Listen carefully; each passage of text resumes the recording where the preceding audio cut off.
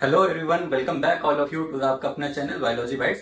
और बेटा, आज के इस लेक्चर में हम कवर करने वाले हैं 10th आईसीएससी का एक बहुत इंपॉर्टेंट और बहुत छोटा सा chapter, chemical coordination in plants.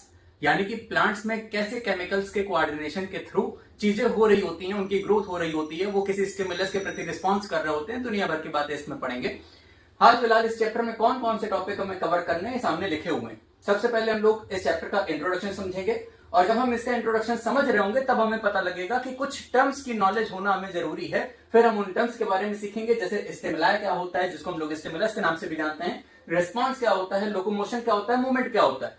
थोड़ा बहुत हमें इनके बारे में पता होता है, पर कहीं ना कहीं माइंड में कुछ कंफ्यूजन होती है, तो वो कंफ्यूजन दूर करेंगे और फिर आगे बढ़ेंगे इस चैप्टर के मेन हॉट टॉपिक पे, जो कि है प्लांट ग्रोथ रेगुलेटर्स। अब पीजीआर, ये प्लांट ग्रोथ रेगुलेटर्स क्या होते हैं। फिर उसके बाद कवर करेंगे ट्रॉफिक मूवमेंट, कि प्लांट में कौन कौन से ट्रॉफिक मूवमेंट देखने को मिलते हैं। हालांकि देखा जाए तो आसान भाषा में बताएं तो इस पूरे चैप्टर को हम लोगों को केवल दो पार्ट में खत्म करना है। एक बार प्लांट हार्मोन्स के बारे में पढ़ना है, और दूसरी बार प्लांट में होने वाले ट्रॉफिक मूवमेंट्स के बारे में पढ़ना है। ट्रॉफिक मूवमेंट्स क्या होते हैं कि प्लांट किसी लाइट के प्रति कैसा रिस्पॉन्स कर रहा है, जियोट्रॉपिक मूवमेंट क्या है, फोटोट्रॉपिक मूवमेंट क्या है, थिग्मोट्रॉपिज्म क्या होता है। ऐसे अलग अलग ट्रॉपिक मूवमेंट प्लांट के खत्म कर लेंगे और ये चैप्टर हमारा फिनिश हो जाएगा। तो जहां तक मेरा अंदाजा है कि 1 घंटे के अंदर अंदर हम लोग इस चैप्टर को फिनिश कर रहे होंगे।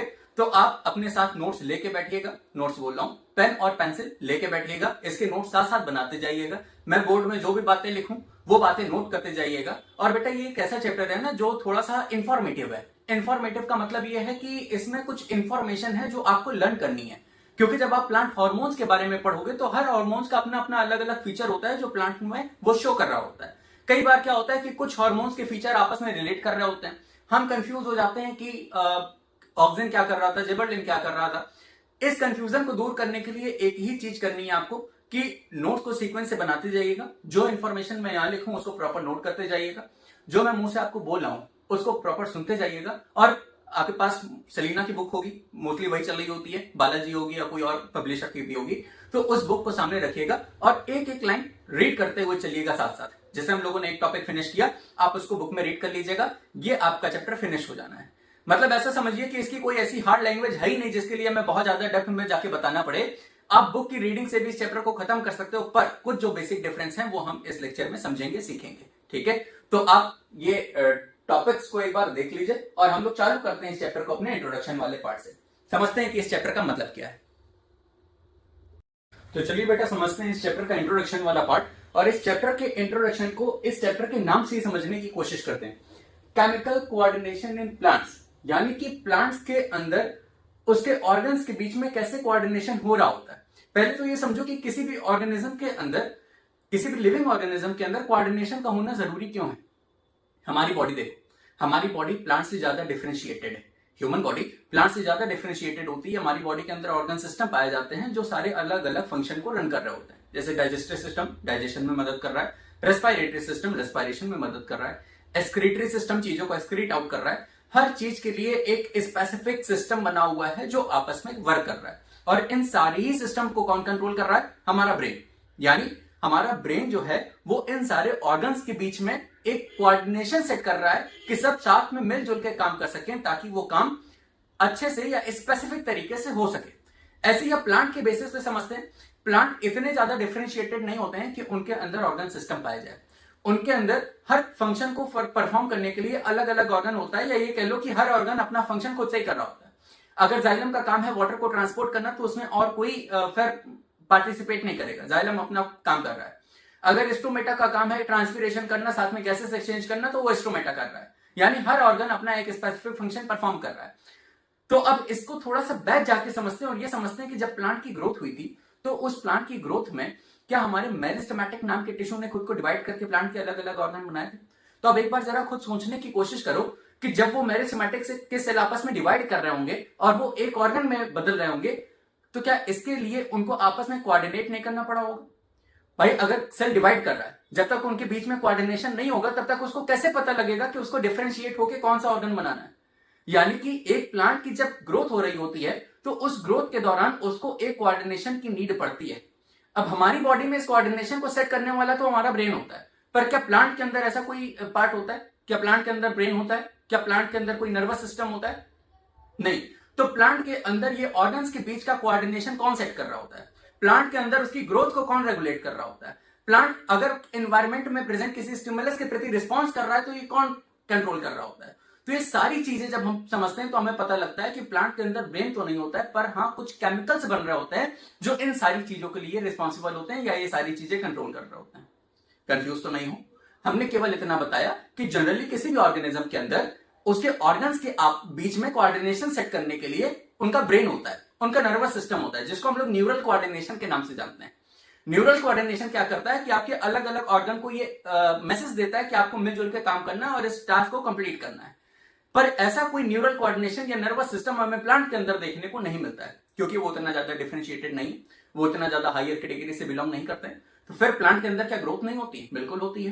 प्लांट के अंदर ग्रोथ होती है, रिप्रोडक्शन होता है, फ्रूट्स बन रहे होते हैं, सब कुछ हो रहा होता है। तो ये सारी चीजें सेट कौन कर रहा होता है? केमिकल्स। ये केमिकल्स क्या होते हैं? ये केमिकल्स वो चीज है जो प्लांट खुद से ही सेक्रेट कर रहा है, खुद से बना रहा है, ऑर्गेनिक चीज होती है और प्लांट के अंदर मल्टीपल फंक्शंस को परफॉर्म कराने में मदद कर रहे होते हैं। इन्हीं केमिकल्स को हम लोग प्लांट हार्मोन या फाइटो हार्मोन्स के नाम से जानते हैं। अरे सर हर टाइम कंफ्यूजिंग होती जा रही है, आप कभी न्यूरल कोऑर्डिनेशन की बात कर रहे हो, कभी केमिकल कोऑर्डिनेशन की बात कर रहे हो, कभी आप केमिकल्स की बात कर रहे हो, तो कभी आप हार्मोन्स की बात कर रहे हो। हमें तो पता ही नहीं है कि क्या होते हैं हार्मोन्स।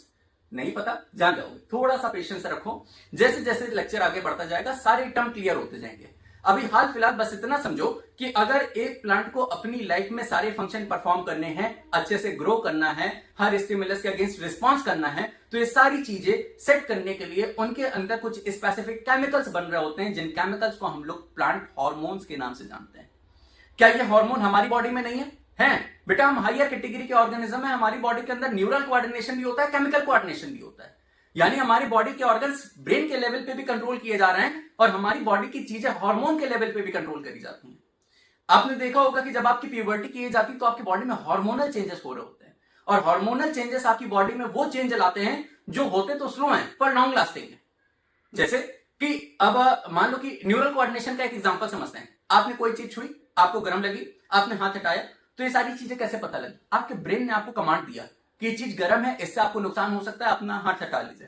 पर जैसे ही आपकी प्यूबर्टी की एज आई, आपकी वॉइस भारी होना चालू हो गई, अगर आप मेल हैं तो आपके बियर्ड आना चालू हो गई, मॉइस्चर आना चालू हो गई, तो ये सारी चीजें एक दिन में हो जाती हैं या स्लो होती हैं? स्लो होती हैं। तो कहने का मतलब हमारी बॉडी में जो केमिकल कोऑर्डिनेशन होता है, जो हार्मोन के लेवल पे चीजें हो रही होती हैं, वो स्लो होती हैं पर लॉन्ग लास्टिंग होती हैं। न्यूरल लेवल पे जो हो रही होती है, नर्वस सिस्टम के लेवल पे जो हो रही होती है, वो बहुत फास्ट होती है पर क्विक होती है, साथ में बहुत स्लो टाइम के लिए, स्लो बोल रहा हूं, बहुत कम टाइम के लिए होती है, या बहुत छोटे से एक रिस्पॉन्स होता है कि हाँ बस आपने एक रिस्पॉन्स किया, काम खत्म। ठीक है। केमिकल कोऑर्डिनेशन स्लो है, लॉन्ग लास्टिंग है।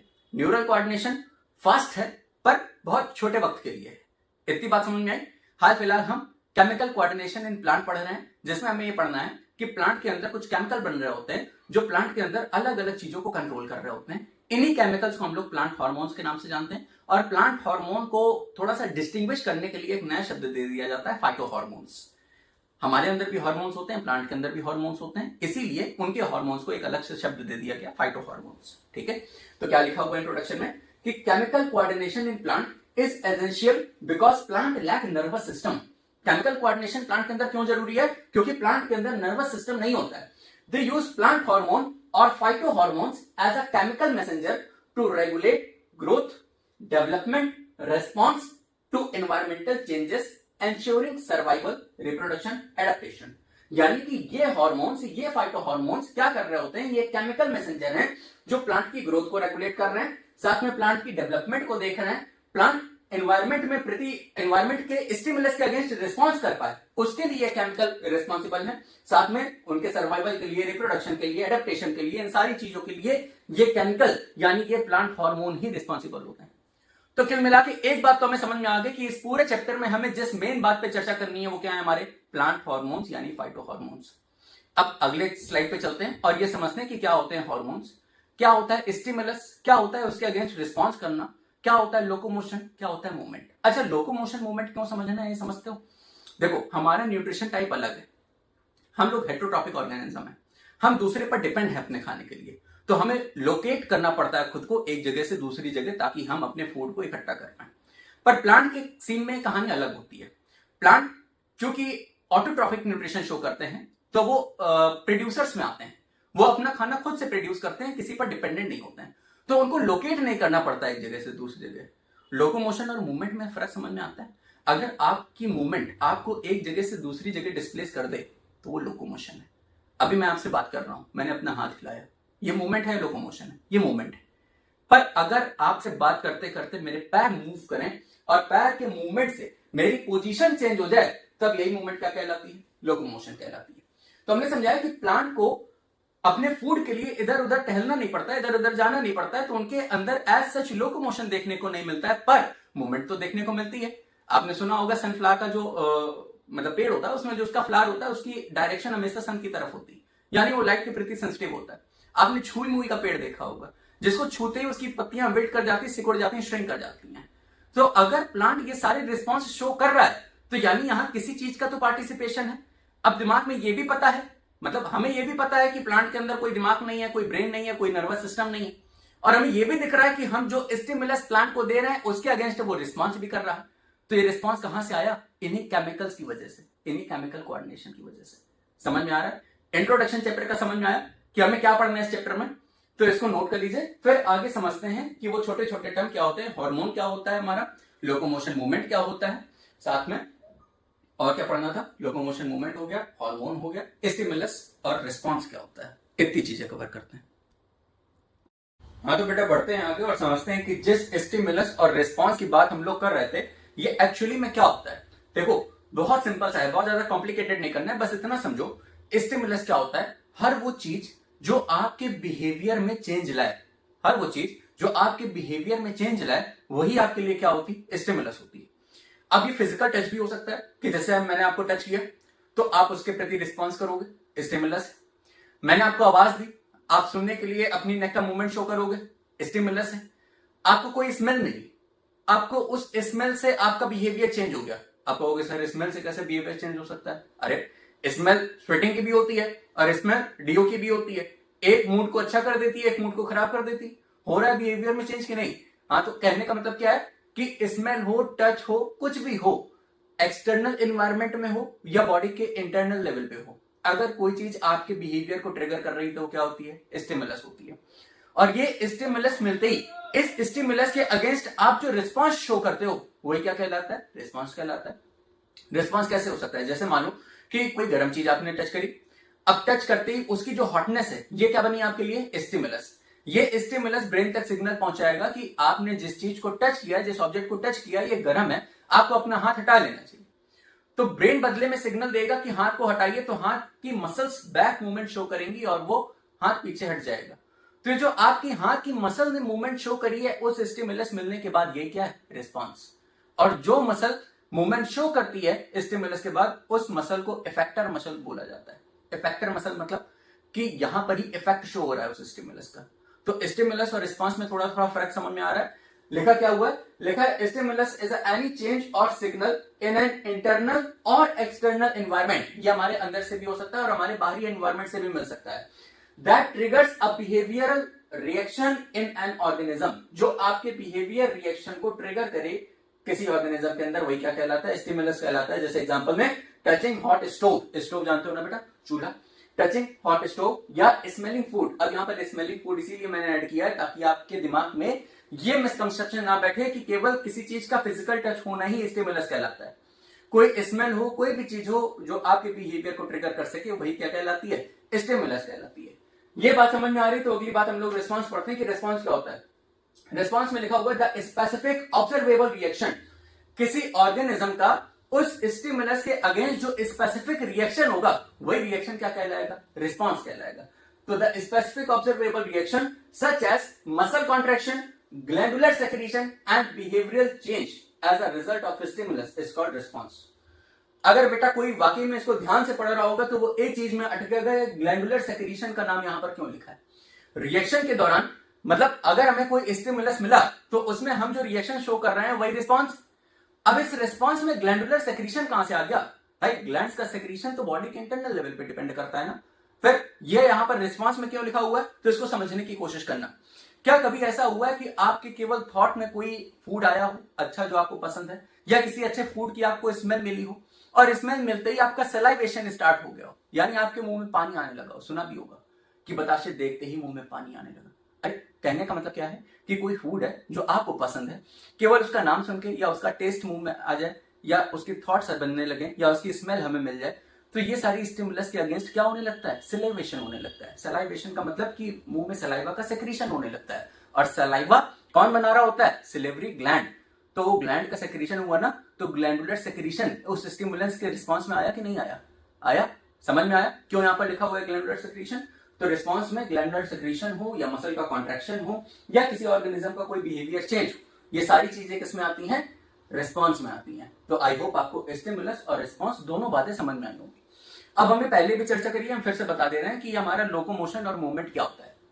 बेटा किसी भी ऑर्गेनिज्म का अगर कोई पर्टिकुलर पार्ट कोई मूवमेंट शो कर रहा होता है या कोई पोजीशन उसकी चेंज हो रही होती है तो उसको मूवमेंट बोला जाता है। पर्टिकुलर पार्ट, जैसे मेरा हाथ, उसकी पोजीशन इस समय ऐसी, फिर ऐसी हो गई, फिर ऐसी हो गई।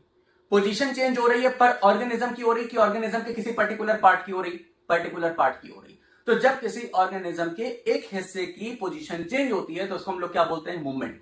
जैसे हमारी आंख में आईलेट्स का कंटिन्यू ब्लिंक होना, हमारी आईलेट ब्लिंक होती है तो ये उसकी पोजीशन चेंज हो रही तो क्या होगी? मूवमेंट होगी। जब मैं बोल रहा हूं, आपको कोई चीज समझा रहा हूं, तो मेरी टंग और मेरे लिप्स कंटिन्यू चेंज कर रहे हैं अपनी पोजीशन, क्या है? मूवमेंट। तो मूवमेंट क्या होती है कि अगर ऑर्गेनिज्म की पोजीशन सेम रहे और उसके किसी पार्ट की पोजीशन चेंज हो रही हो तो ये क्या शो कर रहा है? मूवमेंट शो कर रहा है।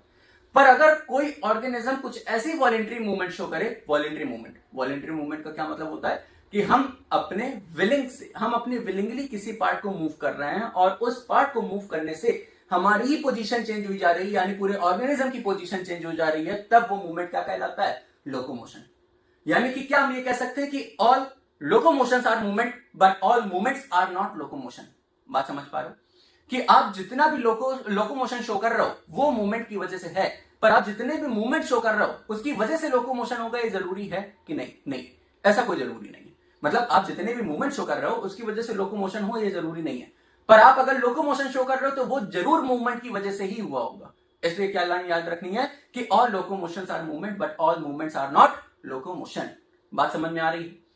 तो मूवमेंट और लोकोमोशन में क्या फर्क है कि अगर किसी ऑर्गेनिज्म, क्या लिखा हुआ है? A change in a position of any part of an organism body is called movement. Example, blinking your eyes या plant bending toward the light. अच्छा, यहां पर प्लांट का नाम हमने जानबूझ के एग्जांपल में लिखा हुआ है क्योंकि आपको यह पता लगना चाहिए कि लोकोमोशन भले ही प्लांट नहीं शो करता है पर मूवमेंट प्लांट शो करता है।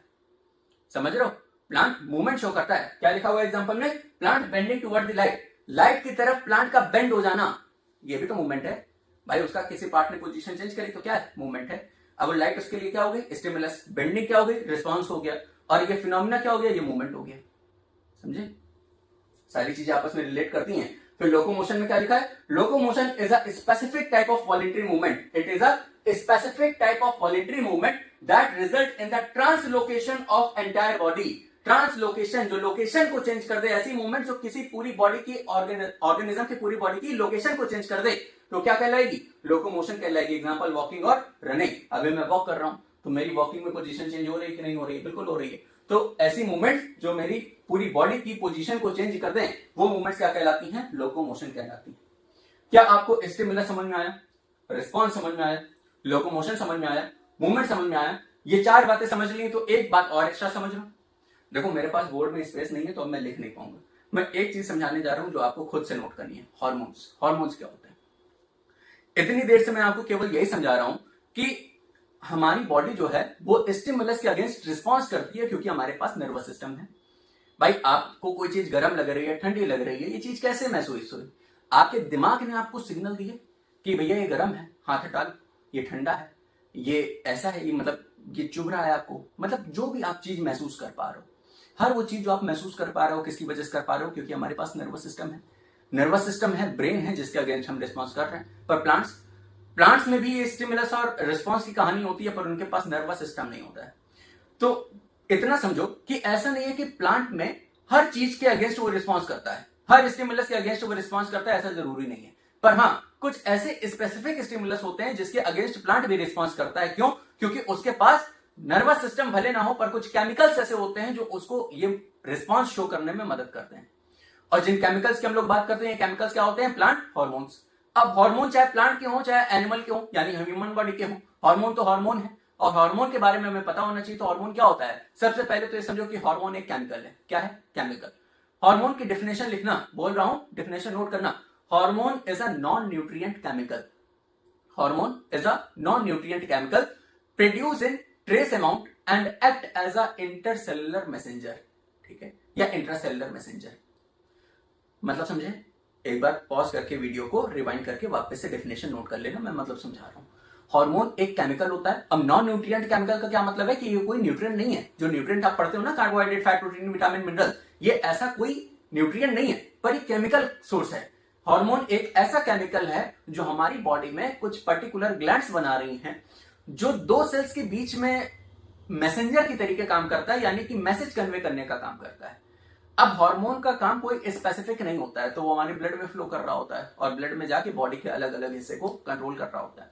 पर प्लांट में चूंकि सर्कुलेटरी सिस्टम नहीं होता है, तो उसमें जो हार्मोन का सेक्रेशन होता है वो स्पेसिफिक लोकेशन पे होता है। तो हम प्लांट के हार्मोन्स जब पढ़ेंगे, यानी फाइटो हार्मोन्स पढ़ेंगे, तो हम उनकी स्पेसिफिक लोकेशन पढ़ेंगे। हम ये पढ़ेंगे कि उनका प्रिकर्सर क्या है, कैसे वो खोजे गए। हम ये पढ़ेंगे उनका बायो एसिड क्या है। हम ये पढ़ेंगे कि उनका काम क्या है, वो प्लांट में कर क्या रहे होते हैं। ठीक है, तो अगला टॉपिक हमारा यही है, प्लांट के हार्मोन्स के बारे में पढ़ना। अभी तक के इस स्लाइड में आपको सारी बातें समझ में आई हैं। स्टिमुलस और रिस्पॉन्स प्लांट भी शो कर रहा होता है, नर्वस सिस्टम नहीं होता है, केमिकल कोऑर्डिनेशन के थ्रू शो कर रहा होता है, यानी उनके पास कुछ केमिकल्स होते हैं, हार्मोन्स होते हैं, फाइटो हार्मोन बोला जाता है। हार्मोन की डेफिनेशन समझ में आई। Hormone is a non nutrient chemical produce in trace amount, यानी बहुत थोड़े से अमाउंट में बॉडी में बन रहा होता है, and act as a intercellular या इंट्रासेलुलर मैसेंजर। दो सेल्स के बीच में मैसेज पहुंचाने का काम, मैसेज कन्वे करने का काम ये हार्मोन कर रहा होता है। मैसेज क्या हो सकते हैं भाई? मान लो आपकी प्यूबर्टी का टाइम आया, तो ब्रेन ने एक हार्मोन सेक्रेट कराया। ब्रेन में पिट्यूटरी ग्लैंड होती है, पिट्यूटरी ग्लैंड से एक हार्मोन निकला एफएसएच और एलएच। अब एफएसएच और एलएच फॉलिकल स्टिमुलेटिंग हार्मोन और ल्यूटिनाइजिंग हार्मोन का काम क्या होता है कि फीमेल्स के अंदर ओवरीज में फॉलिकल्स का मैच्योरेशन करना, और मेल्स में टेस्टोस्टेरोन, मतलब टेस्टोस्टेरोन बोल रहे हैं, हाँ, टेस्टिस के अंदर लीडिंग सेल को सेक्रेट, लीडिंग सेल को स्टिमुलेट करना ताकि वहां पर स्पर्म का फॉर्मेशन हो सके। तो मेल और फीमेल दोनों में ही अलग अलग काम है, या ये केवल इतना समझो कि हार्मोन है जो आपकी बॉडी में कुछ ना कुछ काम करा रहा होता है। और ये कैसे करा रहा होता है? अपना मैसेज कन्वे करके सेल्स तक। इतनी बातें समझ में आ रही, तो ये सारी बातें नोट कर लीजिए। अगला टॉपिक हम लोग पढ़ते हैं प्लांट ग्रोथ रेगुलेटर्स। हाँ तो बेटा समझते हैं प्लांट ग्रोथ रेगुलेटर्स के बारे में। प्लांट ग्रोथ रेगुलेटर्स टर्म नया है, बाकी बात वही है। अभी तक हमने केवल यही पढ़ा है कि प्लांट में जो रिस्पॉन्स होते हैं उसमें वो किसकी वजह से होते हैं, क्योंकि उसके अंदर कुछ केमिकल्स होते हैं। प्लांट अपने अंदर कुछ केमिकल प्रोड्यूस कर रहा होता है, जिनको हम लोग प्लांट हार्मोन यानी फाइटो हार्मोन के नाम से जानते हैं। उन्हीं केमिकल्स के लिए टर्म यूज किया जाता है प्लांट ग्रोथ रेगुलेटर। यानी ये केमिकल्स वो केमिकल हैं जो प्लांट की ग्रोथ को रेगुलेट करते हैं, प्लांट की ग्रोथ को प्रमोट करते हैं। कैसे प्रमोट कर रहे होंगे? सेल डिवीजन करा के प्रमोट कर रहे होंगे, सेल इलोंगेशन करा के प्रमोट कर रहे होंगे, फ्रूटनिंग प्रमोट कर रहे होंगे, सीडलिंग प्रमोट कर रहे होंगे। ये सारी चीजें प्लांट में हो रही होंगी, किसकी वजह से? प्लांट हार्मोन की वजह से। इसीलिए उनको क्या बोला जाता है? Plant growth regulator. पर अच्छा एक बात बताओ, अगर हमने प्लांट ग्रोथ रेगुलेटर बोला और उसमें हार्मोन टर्म आया, यानी प्लांट हार्मोन टर्म आया जिसके बारे में हमने बताया कि ये प्लांट में उसकी ग्रोथ को प्रमोट कर रहा होगा, तो क्या केवल वो ग्रोथ को प्रमोट कर रहा होगा? सोच के देखो, रेगुलेटर टर्म यूज किया गया यहां पर, समझ रहे हो? आपके घर में कमरे में फैन होता है, फैन का एक रेगुलेटर लगा होता है ना, तो रेगुलेटर का काम क्या होता है? केवल स्पीड को बढ़ाना नहीं, समय आने पर रेगुलेटर स्पीड को घटाता भी है, यानी जो स्पीड को बढ़ा भी सके और घटा भी सके, वही क्या कहलाता है? रेगुलेटर कहलाता है। तो यहां पर हमने प्लांट ग्रोथ रेगुलेटर लिखा है, इसका मतलब कि प्लांट हार्मोन वो चीज है जो प्लांट की ग्रोथ को रेगुलेट करते हैं, यानी बढ़ा भी सकते हैं और घटा भी सकते हैं। तो पहले देखते हैं कि प्लांट ग्रोथ रेगुलेटर है क्या। लिखा है they are chemical messengers. Hormone के बारे में भी यही बताया कि हार्मोन केमिकल मैसेंजर होते हैं, और प्लांट ग्रोथ रेगुलेटर है क्या? हार्मोन ही है। तो they are chemical messengers that controls how a plant grow, develops and react to its environment.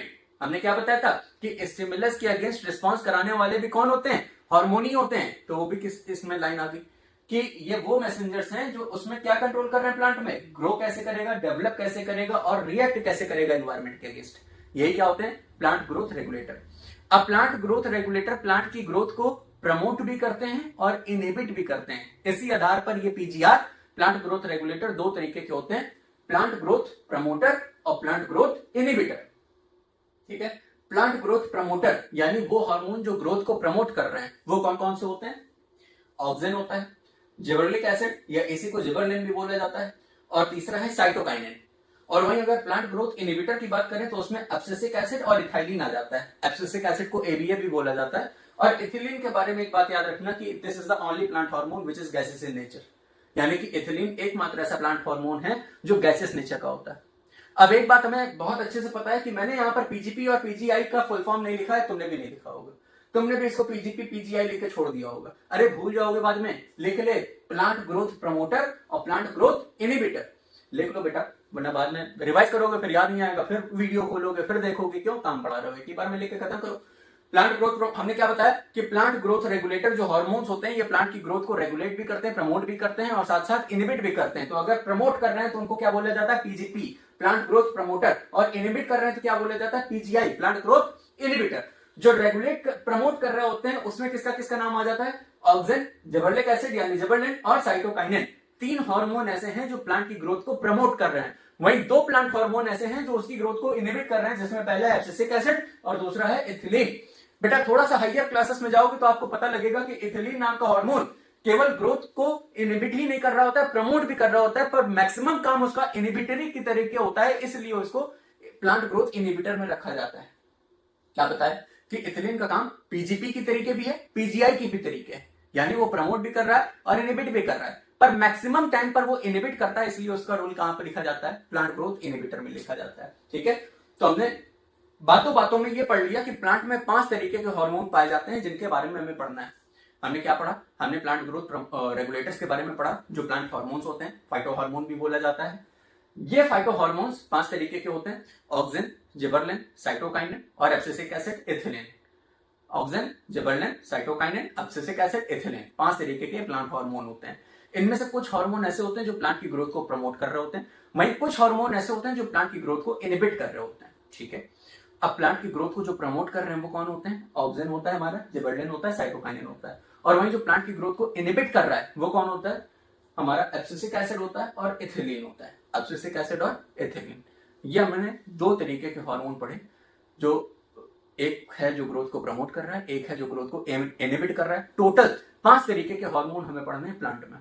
अच्छा, जब हम इन हार्मोन के बारे में पढ़ना चालू करेंगे तो हमें पढ़ना क्या क्या है? जैसे एग्जांपल के तौर पे हमने एक हार्मोन उठाया ऑक्सिन, ऑक्सिन को पढ़ना चालू किया तो हम सबसे पहले ऑक्सिन की डिस्कवरी पढ़ेंगे कि ऑक्सिन डिस्कवर कैसे हुआ। पहले तो एक बात ये समझो कि जो 5 हार्मोन है इनकी जो डिस्कवरी है ये चांस डिस्कवरी है, मतलब कभी साइंटिस्ट ने ऐसा सोचा ही नहीं कि वो प्लांट में किसी हार्मोन को डिस्कवर कर रहा है।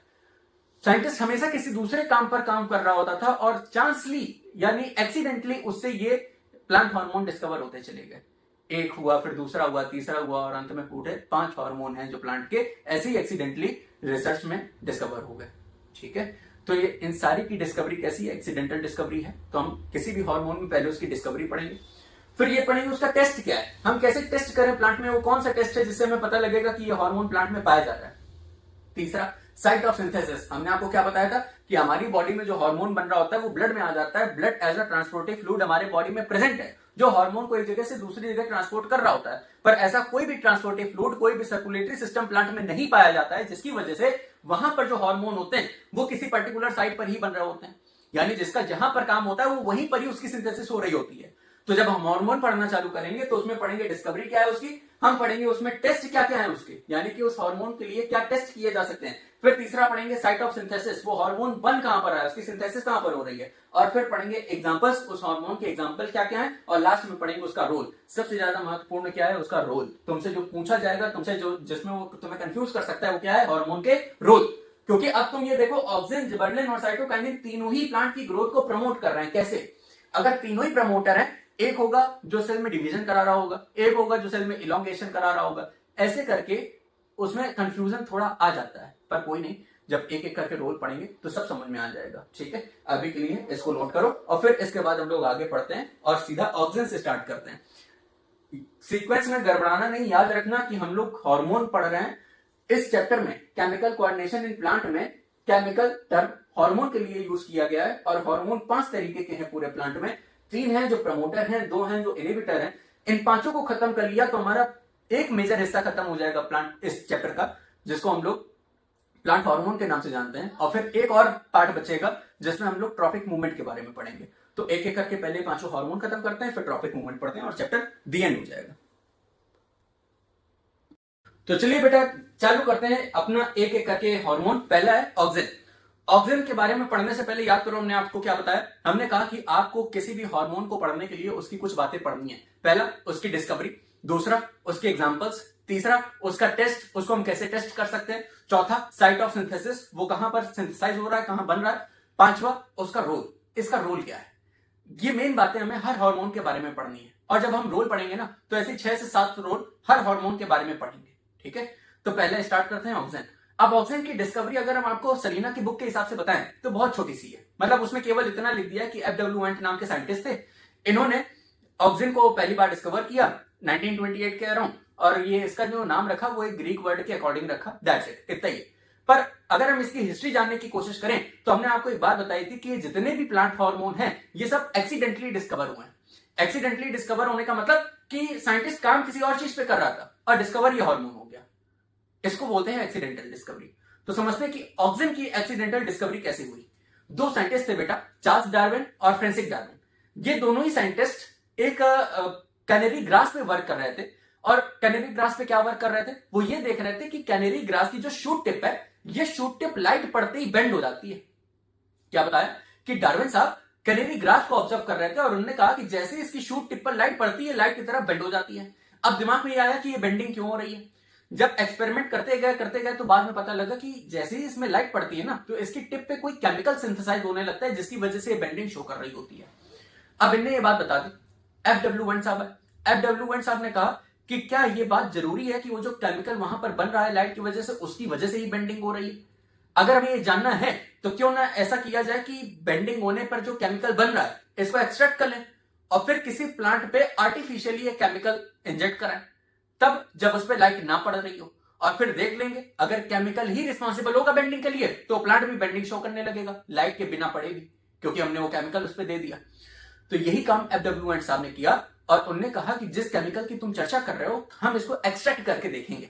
एक्सट्रैक्ट करने के लिए इनने अगार प्लेट ली। अब अगार जेल क्या होता है, दिमाग मत लगाना, एल्गेसिरिया जाता है। अगार जेल एक ऐसा जेल होता है जिसपे जनरली किसी भी बैक्टीरिया आर्टिफिशियल ऑर्गेनिज्म को ग्रो कराया जाता है आर्टिफिशियली। ठीक है, तो ये अगार प्लेट होती है।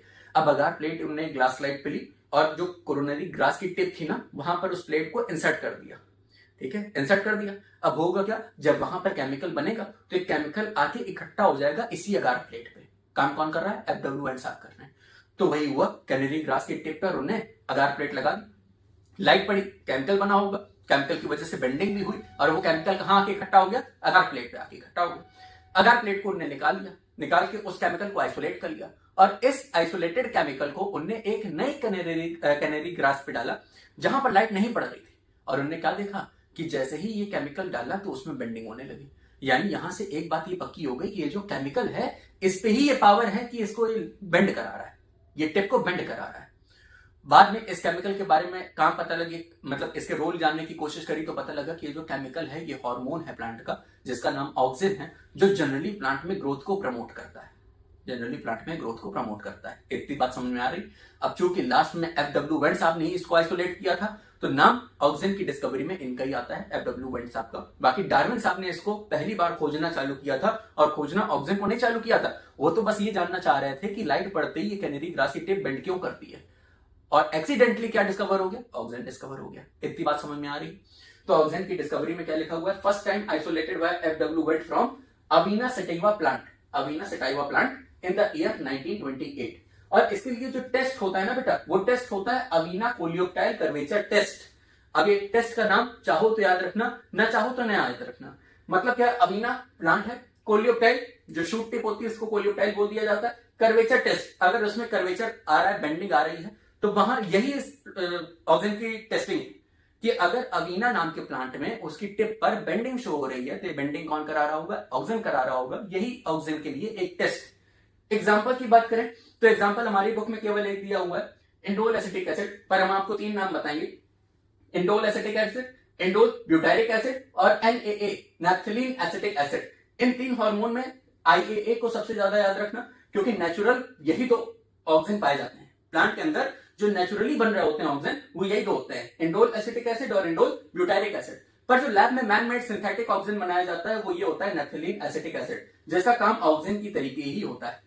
इतनी बात समझ में, हमने ऑक्सीजन की डिस्कवरी देखी, उसका टेस्ट देखा, उसके एग्जांपल देख लिए। अब क्या देखें, उसका साइट ऑफ सिंथेसिस, ये कहां बन रहा होता है। तो tip of shoot and branch, plant में जितनी भी ब्रांचेस होती हैं, जितनी भी शूट्स होती हैं, इन शूट्स की टिप पर, ब्रांच की टिप पर ऑक्सीजन का सिंथेसाइज हो रहा होता है, ऑक्सीजन सिंथेसाइज हो रहा होता है।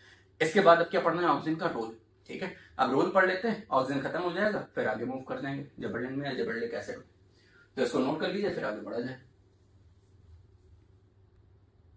बेटा आगे बढ़ते हैं और देखते हैं कि ऑक्सीजन के रोल क्या क्या होते हैं, ऑक्सीजन क्या क्या कर रहा होता है एक प्लांट के अंदर।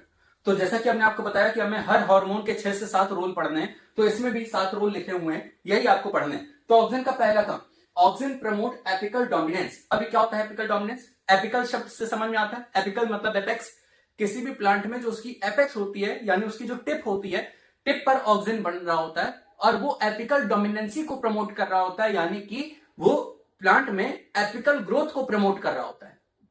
ऐसा समझो कि अगर कोई प्लांट है और उसमें ऑक्सीजन अच्छी मात्रा में है और काम कर रहा है, तो वो प्लांट यूनिलेटरली केवल सीधा सीधा बढ़ता जाएगा, उसमें ब्रांचिंग नहीं हो रही होगी। क्यों? क्योंकि ऑक्सीजन का काम क्या है कि एपेक्स में बैठा हुआ है और एपिकल डोमिनेंसी को प्रमोट कर रहा है, एपिकल की ग्रोथ को प्रमोट कर रहा है। अगर आप ये चाहते हो कि प्लांट की एपिकल ग्रोथ रुक जाए और उसमें ब्रांचिंग प्रमोट हो, तो उसकी एपेक्स को कट कर दो। आपने अपने स्कूल्स और गार्डन्स में देखा होगा कि कहीं कहीं पर ऐसी हैश वाली घास होती है। अब हैश वाली क्या घास क्या होती है, ऐसा होता है कि पेड़ की एक बाउंड्री टाइप बना रखी होती है, वो मतलब लगता ही नहीं है कि वो पेड़ है, एक सीधी सीधी बाउंड्री बनी होती है। वो कैसे बनती है, आपने उसमें माली को देखा होगा, वो कंटिन्यू कैंची लेके उसके ऊपर की जो टिप होती है उसको काटता रहता है। क्यों काट रहा है वो टिप को? क्योंकि उसको पता है कि जब तक ऑक्सीजन टिप पर बैठा हुआ है वो ब्रांचेस बनने ही नहीं देगा प्लांट की, वो उसको सीधा सीधा ग्रो कराता रहेगा। और अगर हमें ब्रांचिंग को प्रमोट करना है तो हमें ऑक्सीजन को हटाना पड़ेगा। इसलिए प्लांट की अगर हमने टिप काट दी तो अपने आप ही उसमें ब्रांचिंग प्रमोट होने लगेगी, अपने आप ही बाकी ब्रांचेस डेवलप करने लगेंगी। तो ऑक्सीजन का पहला रोल क्या पड़ा कि प्रमोट एपिकल डोमिनेंस, वो एपेक्स में बैठा होता है और एपिकल ग्रोथ को बढ़ा रहा होता है, उसको डोमिनेट कर रहा होता है। दूसरा role, auxin promote abscission of old leaf and fruit while prevent abscission of new leaf and fruit. Abscission का मतलब होता है बेटा गिरा देना। एब्सिशन का मतलब क्या होता है, गिरा देना। प्लांट ये चाहता है कि उसके अंदर जो ओल्ड लीव्स हैं और जो ओल्ड फ्रूट्स हैं, ओल्ड फ्रूट होंगे तो वो पक गए होंगे, ऐसी ओल्ड लीफ जो होती हैं इनको गिरा दिया जाए प्लांट से, और जो यंग लीफ हैं इनको गिरने से बचाया जाए। भाई आंधी जब आती है तो पके हुए फल गिरते हैं कि कच्चे फल गिर जाते हैं? अगर बहुत तेज है तो वो तो एक अलग की बात है, पर अगर नॉर्मल विंड स्पीड है तो उसमें जो पके हुए फल होते हैं ना वो गिर जाते हैं तुरंत, क्योंकि उनकी जो पैटियोल होती है वो लूज हो गई होती है, उसकी स्ट्रेंथ कम हो गई होती है। किसकी वजह से? ऑक्सीजन की वजह से। तो ऑक्सीजन क्या करता है कि वो प्लांट के अंदर ओल्ड लीफ और ओल्ड फ्रूट के अब्सिशन को प्रमोट करता है, इनके गिरने को, इनकी फॉलिंग को प्रमोट करता है। और जो यंग लीफ होती हैं, जो यंग फ्रूट्स होते हैं, न्यू फ्रूट्स होते हैं, इनके अब्सिशन को प्रिवेंट करता है, रोकता है। तो क्या लिखा है, oxygen promote abscission of old leaf and fruit while prevent abscission of new leaf and fruit. समझ में आ गया? 2 रोल पढ़ लिए। तीसरा पढ़ते हैं, इट प्रमोट पार्थिनोकार्पी। अब पार्थिनोकार्पी क्या होती? पार्थिनोकार्पी को बेटा आसान भाषा में समझाएं तो ऐसा समझो कि तुम्हें पता होगा कि एक फ्लावर में जो उसका फीमेल पार्ट होता है, जिसको हम लोग स्टिग्मा स्टाइल ओवरी के नाम से जानते हैं, तो इस ओवरी के अंदर ओव्यूल होता है। जैसे ही इसमें फर्टिलाइजेशन होता है, सेक्सुअल फर्टिलाइजेशन होता है, तो ओवरी आफ्टर फर्टिलाइजेशन फ्रूट में बदल जाती है और ओव्यूल सीड में बदल जाता है। पर क्या हो कि अगर हम किसी फ्रूट का फॉर्मेशन करें बिना फर्टिलाइजेशन के, क्या बिना फर्टिलाइजेशन के ओवरी फ्रूट में बदलती है? नहीं बदलती है। होता क्या है कि जैसे ही सेक्सुअल फर्टिलाइजेशन होता है तो पर्टिकुलर ऑक्सीजन का लेवल बढ़ जाता है किसी फ्रूट के अंदर, सॉरी किसी ओवरी के अंदर, तो वो ओवरी फ्रूट में बदल जाती है, ओवरी फ्रूट में बदल जाती है। पर अगर हम लोग आर्टिफिशियली ऑक्सीजन का लेवल बढ़ा दें तो क्या ओवरी बिना फर्टिलाइजेशन के फ्रूट में बदल जाएगी? बिल्कुल बदल जाएगी। तो पार्थिनोकार्पिक फ्रूट ऐसे फ्रूट्स को बोला जाता है। बिना फर्टिलाइजेशन के अगर हम ओवरी से फ्रूट बना रहे हैं तो ये केवल ऑक्सीजन की मदद से हो सकता है। तो ऑक्सीजन क्या कर रहा होता है कि पार्थिनोकार्पी प्रमोट कर रहा होता है। पार्थिनोकार्पी क्या होता है? बिना फर्टिलाइजेशन के ओवरी का फ्रूट में बदल जाना। अब तुम दिमाग लगा के बताओ कि अगर बिना फर्टिलाइजेशन के ओवरी फ्रूट में बदली है तो क्या ओवरी के अंदर का ओव्यूल सीड में बदला होगा? नहीं बदला होगा। क्यों? क्योंकि ओवरी का फ्रूट में बदलना और ओव्यूल का सीड में बदलना डिपेंड करता है फर्टिलाइजेशन पर। और अगर बिना फर्टिलाइजेशन के हमने ओवरी को जबरदस्ती फ्रूट में बदल दिया है ऑक्सीजन की मदद से, तो उसके अंदर का ओव्यूल सीड में नहीं बदला होगा। और ऐसे फ्रूट्स सीडलेस फ्रूट्स होते हैं, जैसे एग्जांपल बनाना। तो बनाना कैसा फ्रूट हो गया? पार्थेनोकार्पिक फ्रूट हो गया। स्ट्रॉबेरीज कैसा फ्रूट हो गई? पार्थेनोकार्पिक फ्रूट्स हो गई, जिसके अंदर सीड नहीं होता है। क्यों नहीं होता है? क्योंकि ये फ्रूट्स बिना फर्टिलाइजेशन के बने। तो कैसे बने? ऑक्सीजन की मदद से बने। तो ऑक्सीजन क्या करता है? Oxygen promote parthenocarpy. ये पार्थेनोकार्पिक फ्रूट बनाने के लिए रिस्पॉन्सिबल है, जिसका बेटा जूस इंडस्ट्री में बहुत फायदा होता है।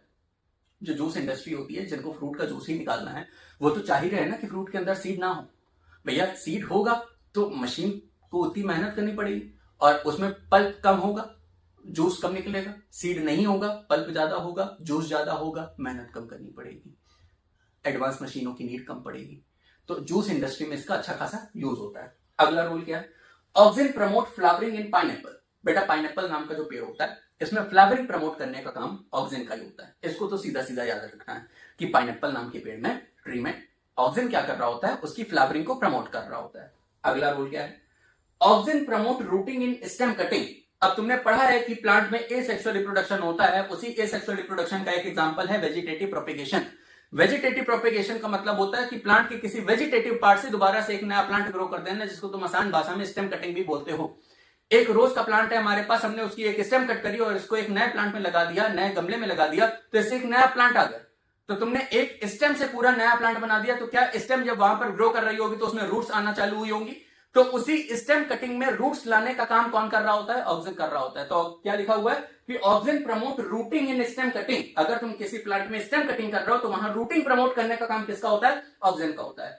हमने बेटा 5 रोल पढ़ लिए। छठा रोल क्या है? Auxin act as a weedicide. अभी वीडीसाइड क्या होता है? कौन कौन जानता है कि वीड्स क्या होते हैं? नहीं जानते हो? हम बता रहे हैं। वीड्स क्या होते हैं? Unwanted plant. बेटा अनवांटेड प्लांट का क्या मतलब होता है कि जैसे मान लो कि कोई खेती तुम कर रहे हो, कोई खेती में तुमने गेहूं की फसल लगाई, अब उसमें चावल उगने लगा। चावल तुम चाहते थे? क्या चावल तुमने लगाया? नहीं, फिर भी वो आ रहा है, तो क्या वो अनवांटेड प्लांट है? ऐसे ही प्लांट को वीड बोला जाता है। तो एक बार क्या हुआ था, इसका एक कहानी एक और है छोटी सी, कि अमेरिका और वियतनाम में युद्ध हो रहा था, वॉर चल रही थी। तो अमेरिका और वियतनाम की वॉर में जो वियतनाम के सोल्जर्स थे वो बड़े बड़े पेड़ के नीचे, डाइकॉट पेड़ के नीचे बैठ गए थे चिपके। तो अमेरिका ने क्या किया था? ऑक्सीजन स्प्रेड करा दिया था ऊपर से हेलीकॉप्टर से। तो ऑक्सीजन जैसे ही गिरा वहां पर, उसने सारे पेड़ की लीव्स को गिरा दिया। क्यों? क्योंकि ऑक्सीजन का काम क्या होता है? वो डाइकॉट प्लांट को मार देता है। एक्ट एज अ वीडीसाइड का मतलब वीड मतलब अनवांटेड प्लांट, और वीडीसाइड का मतलब जो उनको मार दे। कौन मार रहा है? ऑक्सीजन मार रहा है। तो जितने भी डाइकॉट प्लांट होते हैं, अगर हम उसमें ऑक्सीजन का लेवल हद से ज्यादा बढ़ा दें तो वो उस प्लांट को मार देंगे, उसकी सारी पत्तियां गिरा देंगे, जिसका इस्तेमाल वॉर में किया गया। तो वही एक रोल में लिख दिया गया है कि auxin act as a weedicide, it can kill the dicot plant. समझ में आ गया? लास्ट रोल पढ़ते हैं, सबसे important, auxin promote cell division. हमने कहा था कि ऑक्सीजन क्या है? पीजीपी या PGI? PGP, plant growth promoter. कैसे ग्रोथ को प्रमोट कर रहा है? सेल को डिवाइड करके। सेल की जो डिवीजन है, इसको कौन प्रमोट कर रहा होता है? ऑक्सीजन प्रमोट कर रहा होता है। तो auxin promote cell division and xylem differentiation. अब जो मेरे पुराने बच्चे होंगे वो जानते होंगे कि प्लांट में मेरिस्टेमेटिक टिश्यू जब डिफरेंशिएट होता है तब जाके प्राइमरी ऑर्गन्स बनते हैं, और जब उनका डी डिफरेंशिएशन होता है तब हमारे सेकेंडरी मेरिस्टेम बनते हैं, और उसका जब रीडिफरेंशिएशन होता है तो सेकेंडरी ऑर्गन बनते हैं। नहीं आ रहा है समझ में? तो हटाओ। तुम इतना समझो कि अगर हमें मेरिस्टेमेटिक टिश्यू को डिफरेंशिएट करके कोई पर्टिकुलर ऑर्गन बनाना है तो उसमें मदद ये ऑक्सीजन कर रहा होगा जाइलम डिफरेंशिएशन में। यानी कि मेरिस्टेमेटिक टिश्यू जब जाइलम बना रहे होंगे तो उसके डिफरेंशिएशन में कौन मदद कर रहा होगा? ऑक्सीजन मदद कर रहा होगा। ऑक्सीजन के 7 रोल समझ में आए? पहला role apical dominance, apical growth को प्रमोट करेगा। दूसरा, auxin promote abscission of old leaf and fruit and prevent abscission of new leaf and fruit. पुरानी पत्तियों और पुराने फ्रूट को गिरा देगा, और जो नई पत्तियां नए फ्रूट होंगे इनको बचाए रखेगा, पेटिकोल की स्ट्रेंथ मेंटेन करेगा। तीसरा, इट प्रमोट पार्थिनोकार्पी। बिना फर्टिलाइजेशन हुए ओवरी को फ्रूट में बदल देने का ताकत कौन रखता है? ऑक्सीजन रखता है। ऐसे जो फ्रूट होते हैं, कैसे फ्रूट होते हैं? सीडलेस फ्रूट होते हैं, एग्जांपल बनाना। चौथा, ऑक्सीजन प्रमोट फ्लावरिंग इन पाइनएप्पल। पाइनएप्पल नाम के ट्री में फ्लावरिंग प्रमोट करने का काम किसका होता है? ऑक्सीजन का होता है। पांचवा, oxygen promote rooting in stem cutting. आप जितने भी प्लांट में स्टेम कटिंग से एक नया प्लांट उगा रहे होते हो, एसेक्सुअल फर्टिलाइजेशन कर रहे होते हो, वहां पर रूटिंग प्रमोट करने का काम किसका होता है? ऑक्सीजन का होता है। 6, auxin act as a weedicide. Weeds को मार देने का काम, डाइकॉट प्लांट को खत्म कर देने का काम ऑक्सीजन कर रहा होता है। 7वां, ऑक्सीजन प्रमोट सेल डिवीजन। ये सेल के डिवीजन को प्रमोट कर रहा होता है, जो ग्रोथ कर रहा होता है प्लांट की, प्लस जाइलम की डिफरेंशिएशन में भी कौन मदद कर रहा होता है? ऑक्सीजन मदद कर रहा होता है। क्या ये 7 रोल आपको ऑक्सीजन के समझ में है? बेटा हमने सोचा था कि ये चैप्टर 1 घंटे में फिनिश हो जाएगा, पर हमें ऐसा लग रहा है कि इस चैप्टर की लेंथ थोड़ी ज्यादा चली जाएगी, क्योंकि मैं समझाने पे थोड़ा सा वक्त ज्यादा दे रहा हूं। तो ऐसा करते हैं कि इस चैप्टर को हम लोग 2 पार्ट में पढ़ते हैं। एक लेक्चर 1 आ जाएगा, एक लेक्चर 2 आ जाएगा। लेक्चर 2 में हम बाकी का चैप्टर कवर अप कर देंगे। होता क्या है ना कि अगर हम एक वन शॉट में लेक्चर की वीडियो की जो लेंथ है इसको बढ़ाते अगर हम चले जाएं, हमें कोई दिक्कत नहीं है, पर आपके लिए वो बोरियत लाने लगती है। आप कंटिन्यू इतनी देर सिटिंग दे ही नहीं पाते हो, तो वो आपको भी बोर करेगा और फिर मेरे लिए भी थोड़ा हेक्टिक हो जाएगा। तो एक काम करते हैं, इस लेक्चर को यहां पर फिनिश करते हैं। हमने ऑक्सिजन तक पढ़ लिया है, ये पार्ट 1 हो जाएगा लेक्चर का, और इसी सेम वन शॉट का पार्ट 2 आएगा, जिस पार्ट 2 में हम बचे हुए हार्मोन्स, उनके रोल और फिर ट्रॉपिक मूवमेंट प्लांट का कवर कर लेंगे। और हमारा ये ऐसे 2 लेक्चर में पूरा खत्म हो जाएगा हमारे केमिकल कोऑर्डिनेशन इन प्लांट। क्या कहते हो, ठीक रहेगा? तो एक बार ये सारे रोल देख लो। अगर कुछ ना समझ में आए तो कमेंट कर देना बेटा, मैं समझा दूंगा दोबारा से, या वीडियो को रिवाइंड करके भी देख सकते हो। और यहां से हम अपने वीडियो को रोकते हैं, वन शॉट इसका पार्ट 1 कंप्लीट करते हैं और पार्ट 2 कल या परसों तक आपको दे देंगे। ठीक है, तो मिलते हैं अगले लेक्चर में। Bye bye.